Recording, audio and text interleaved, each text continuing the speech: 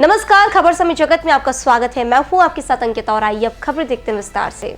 भोपाल। देश में लोकसभा चुनाव के बीच ओबीसी आरक्षण पर सियासत जारी है। सत्ताधारी बीजेपी और सभी विपक्षी पार्टियां चुनाव प्रचार के दौरान मुस्लिमों को आरक्षण देने के मुद्दे को हवा दे रही है। इस बीच पश्चिम बंगाल में मुस्लिमों को आरक्षण के मामले में कोलकाता हाईकोर्ट के फैसले को मानने से राज्य सरकार ने इनकार कर दिया है। इस मामले में मंत्री कृष्णा गौड़ ने प्रेस कॉन्फ्रेंस कर ममता बनर्जी पर अवैधानिक तरीके से मुस्लिम तुष्टीकरण की राजनीति का आरोप लगाया है। मंत्री कृष्णा गौड़ ने कहा कि ममता बनर्जी ने ओबीसी के अधिकारों का हनन किया है। हाईकोर्ट का फैसला इनके मुंह पर तमाचा है। कोलकाता हाईकोर्ट के फैसले ओबीसी समाज के लिए न्याय है। 2010 के बाद जारी सभी ओबीसी सर्टिफिकेट को निरस्त कर दिया। ये ममता बनर्जी ने अवैधानिक तरीके से बनाए थे। मुस्लिम तुष्टीकरण के तहत नया कानून पास कर मुस्लिम जाति और उपजाति को ओबीसी में शामिल किया है। गैर कानूनी तरीके से 118 मुस्लिम जाति उपजाति समूह को ओबीसी का आरक्षण दिया। यह ओबीसी के हक पर कुठाराघात है। नमस्कार और सबका बहुत स्वागत है। आज की इस पत्रकार वार्ता में आज मैं आप सभी के समक्ष कल पश्चिम बंगाल में कलकत्ता हाईकोर्ट द्वारा दिए गए एक ऐतिहासिक निर्णय का स्वागत करने के लिए उपस्थित हुई हूं। कलकत्ता हाईकोर्ट का वह निर्णय विशुद्ध रूप से पश्चिम बंगाल की ओबीसी समाज के साथ न केवल न्याय है बल्कि ओबीसी वर्ग के अधिकारों के संरक्षण का एक बहुत बड़ा विश्वास भी है। आप सभी को मैं यह भी बताना चाहूंगी कि कलकत्ता हाईकोर्ट ने कल एक निर्णय दिया जिस निर्णय के तहत 2010 के बाद जारी हुए सभी ओबीसी सर्टिफिकेट को निरस्त किया जा रहा है। ये सर्टिफिकेट ममता बनर्जी सरकार ने गैर कानूनी रूप से बनाए, असंवैधानिक तरीके से बनाए और पिछड़ा वर्ग आयोग की सलाह माने बगैर बनाए। आप सबको मैं यह भी बताना चाहूंगी कि पश्चिम बंगाल में पिछड़े वर्गों को दिया जाने वाला आरक्षण 2010 के पूर्व मात्र 7% था। 2010 में जब कम्युनिस्टों की सरकार वहां थी तब कम्युनिस्टों की सरकार ने इस आरक्षण को 17% किया। लेकिन आश्चर्य देखिए, मुस्लिम तुष्टीकरण की राजनीति का एक भयानक उदाहरण कि 60% आरक्षण पहले से ओबीसी का था। 17% आरक्षण अगर किया तो उसमें भी 10% आरक्षण मुसलमानों को दिया। और 2011 में जब ममता बनर्जी की सरकार बनी तो वोट बैंक की राजनीति, मुस्लिम तुष्टीकरण की राजनीति को जैसे पंख लग गए। 2012 में ममता बनर्जी की सरकार ने एक नया कानून पास किया और उस कानून के तहत उन्होंने मुस्लिम जाति उपजाति समूहों को ओबीसी वर्ग में शामिल कराया। एनसीबीसी जो हमारा राष्ट्रीय पिछड़ा वर्ग आयोग है, उसके तहत 1993 से 180 जातियां जो पिछड़े वर्ग की थी वो पश्चिम बंगाल में आरक्षण के दायरे के लिए निर्धारित थी। उसके विरुद्ध ममता बनर्जी की सरकार ने 180 जो जातियां उस समय एनसीबीसी ने निर्धारित की थी, गैर कानूनी तरीके से 113 मुस्लिम जातियों को, उपजातियों को, समूहों को ओबीसी का आरक्षण की सूची में शामिल करके ओबीसी का आरक्षण जारी कर दिया।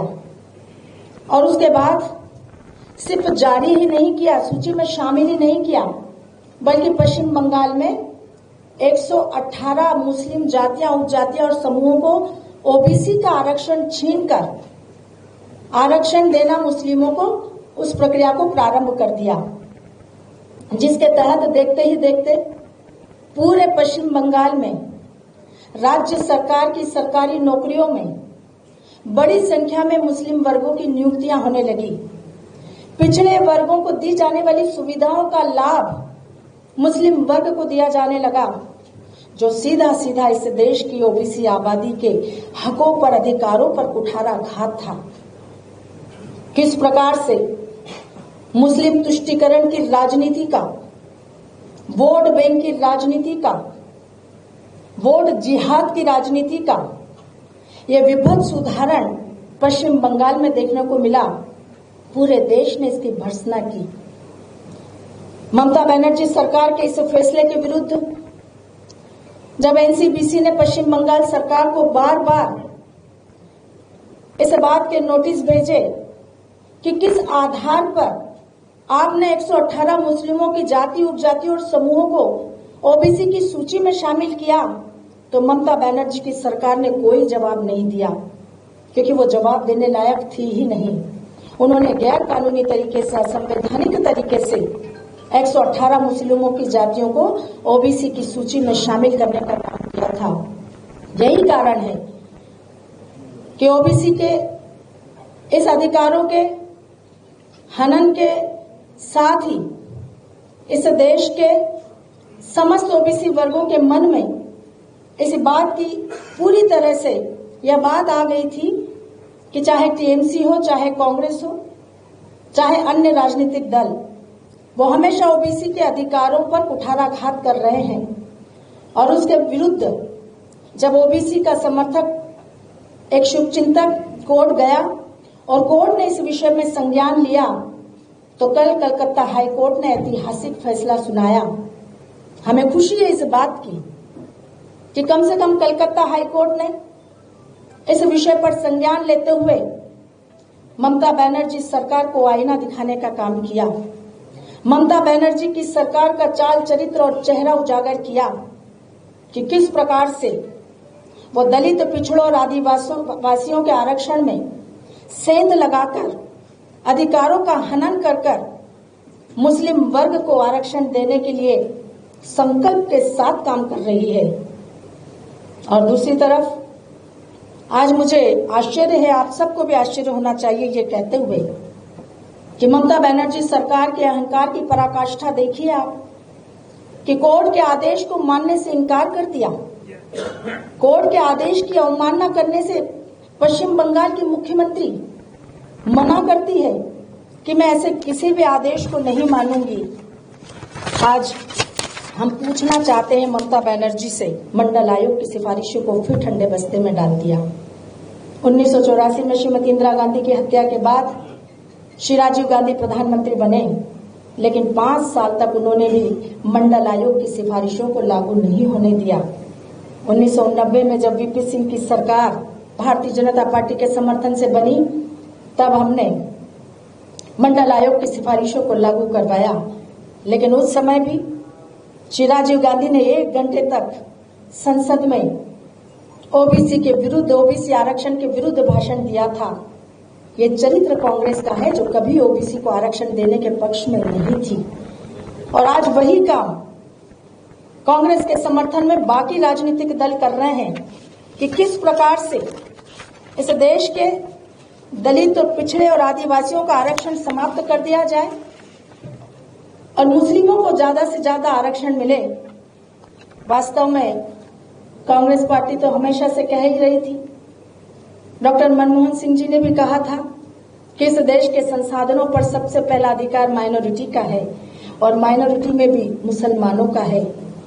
डॉक्टर मनमोहन सिंह जी भूल गए कि माइनॉरिटी में सिख भी आते हैं, जैन भी आते हैं, बौद्ध भी आते हैं, लेकिन उनका मुस्लिम वर्ग से प्रेम जग जाहिर है। इस प्रकार से हमने देखा कि Congress party ST, SC, OBC के अधिकारों पर डाका डालते हुए तुष्टीकरण की प्यासी कांग्रेस की सच्चर कमेटी की रिपोर्ट के माध्यम से गलत बयानबाजी उन्होंने की थी। सच्चर कमेटी की रिपोर्ट ने कहा था कि इस देश में मुसलमानों की हालत दलितों से भी ज्यादा खराब है। सच्चर कमेटी के बारे में आप सबको पता है, मुझे बताने की आवश्यकता नहीं कि किस प्रकार से सच्चर कमेटी ने इस देश के मुसलमानों को आगे बढ़ाने के लिए और इस देश के दलितों का, पिछड़ों का, आदिवासियों का अपमान करने के लिए अपनी रिपोर्ट सौंपी थी, जिस पर कांग्रेस ने बहुत शीघ्र संज्ञान लेकर इस देश में मुस्लिमों का आरक्षण लागू किया था, जिसका सीधा सीधा अर्थ यही है कि कांग्रेस पार्टी और इंडी गठबंधन के सभी घटक दल अब धर्म के आधार पर आरक्षण देने के पक्ष में है, जबकि हमारे संविधान में धर्म के आधार पर आरक्षण का कोई प्रावधान है ही नहीं। हम सब ने देखा कि किस प्रकार से कर्नाटक में मुसलमानों को आरक्षण दिया गया, आंध्र प्रदेश में मुसलमानों को आरक्षण दिया गया। धर्म के आधार पर आरक्षण देने का जब कोई प्रावधान नहीं है तो ये गैर कानूनी तरीके से आरक्षण देने की प्रक्रिया इस देश में कांग्रेस, टीएमसी, इंडी गठबंधन के अनेक घटक दलों ने प्रारंभ की है, जिसका ममता बनर्जी ने जिस प्रकार से कल कोर्ट की अवमानना की है, पूरी भारतीय जनता पार्टी पुरजोर विरोध करती है और हमारी सरकार निश्चित रूप से इस बात का संज्ञान भी लेगी कि हाईकोर्ट ने कल जो फैसला दिया है वो पश्चिम बंगाल में लागू किया जाए, उसे सुनिश्चित किया जाए। और इसका विरोध, ममता बनर्जी के बयान का विरोध करने के लिए आज पूरे मध्य प्रदेश का ओबीसी मोर्चा ममता बनर्जी के प्रति धिक्कार कर रहा है, पुतला दहन का कार्यक्रम कर रहा है। आज हम कलकत्ता हाईकोर्ट का स्वागत करते हुए निश्चित रूप से देश के ओबीसी वर्ग को इस बात का विश्वास भी दिलाते हैं कि देश के प्रधानमंत्री जी लगातार इस बात के लिए पूरे देश भर के ओबीसी समाज को आश्वस्त कर चुके हैं कि इस देश में हम हर वर्ग को सबका साथ, सबके विकास के मंत्र पर आगे बढ़ाकर देश की विकास यात्रा को आगे बढ़ाएंगे, लेकिन कभी मुस्लिम तुष्टीकरण की राजनीति नहीं करेंगे, कभी वोट बैंक की राजनीति नहीं करेंगे और वोट बैंक की राजनीति करने वालों को हम करारा जवाब भी देंगे। खबर समय जगत के लिए संवाददाता आदित्य सराठे की report. For latest news, subscribe to our channel and press the bell icon.